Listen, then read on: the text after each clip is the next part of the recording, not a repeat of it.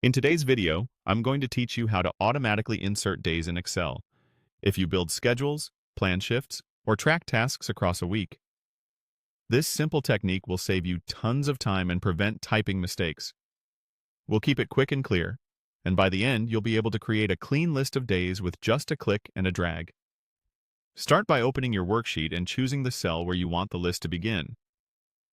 Type any day of the week, Monday, Tuesday, or even an abbreviation like MON or 2. Excel recognizes both the full names and the short forms because days are part of its built-in sequences. Press Enter to confirm the entry, then click back on that cell so it's selected.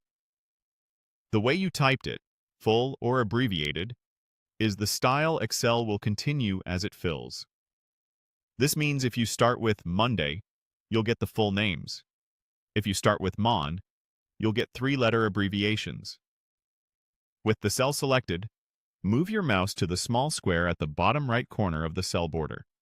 This is called the fill handle. When your cursor is over that tiny square, it changes to a thin black cross. That's your visual cue that autofill is ready to go. If you still see the thicker white plus sign, you're not quite on the handle. Nudge the mouse a bit until it switches to the fine black cross. Taking a second to find that exact spot prevents copying the same text instead of generating the sequence.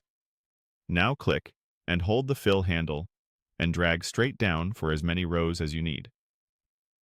As you drag, watch the preview in the cells.